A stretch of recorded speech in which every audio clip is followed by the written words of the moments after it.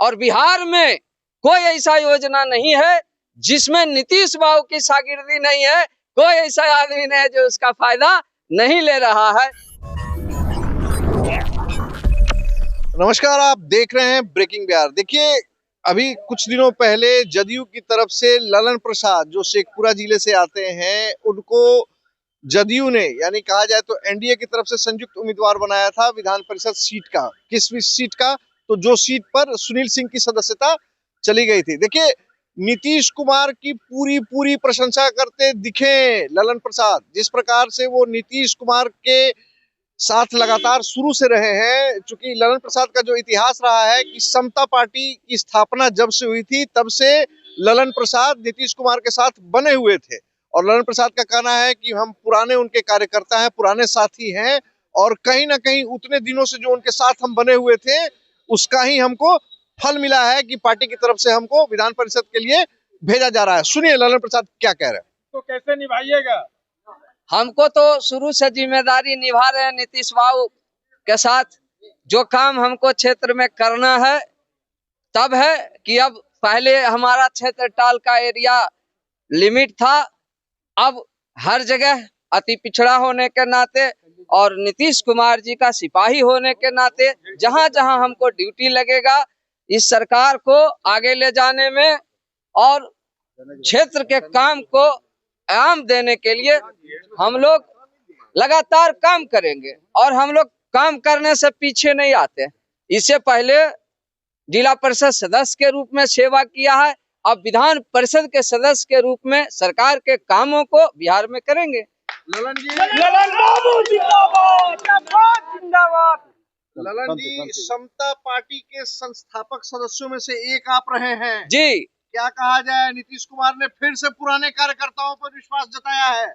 एकदम जताया, देखना शुरू कर दिए है न कि कौन कहाँ हमारा साथी छूट गया है। इसी को कहते हैं ना गांधीवाद और लोहियावाद। जो पिछले पौधान पर है उसको आगे बढ़ाना है। मेरे जैसा जहां से मैं जन्म लिया हूं वहां 1 किलोमीटर सड़क नहीं था। हम लोग बचपन में चावल नहीं चुनते थे, घट्टा मकई का या साग खा के जिंदा रहते थे। आज वहां भी तरक्की नीतीश कुमार ने किया। आज चमचमाती हुई गाड़ियां रोड पर चलती है, बिजली 24 घंटा है।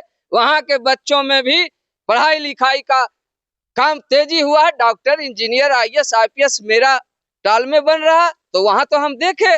और बिहार में कोई ऐसा योजना नहीं है जिसमें नीतीश बाबू की शागिर्दी नहीं है।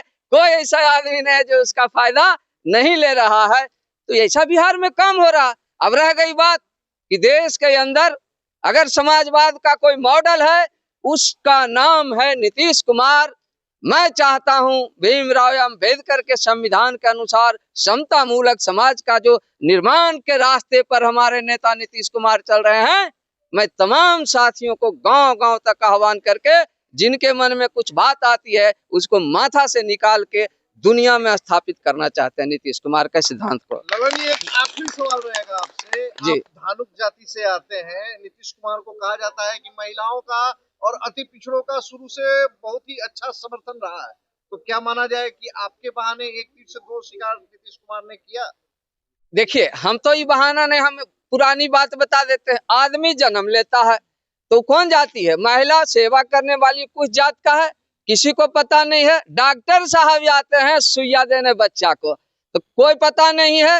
मास्टर साहब आते हैं तो पढ़ाते हैं, तो कौन जात का किसी को पता है? अब बाद में जब आप पढ़ लिख के तैयार हो जाते हैं तो कहते हैं हम अमुक जात हैं, हम अमुक जात हैं।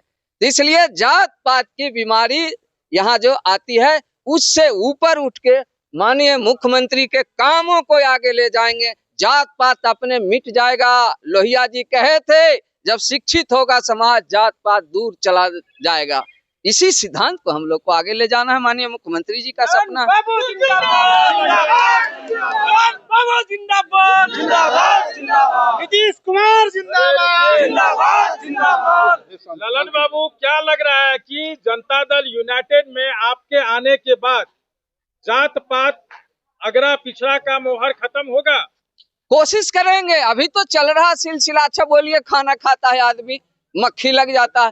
तो क्या मखिए को भगाते रहेंगे कि खाना भी खाएंगे, सुधार भी होगा, आगे रास्ता भी निकाल लेंगे? नीतीश बाबू तो यही कहते हैं, उनके सिद्धांत पर हम चलेंगे।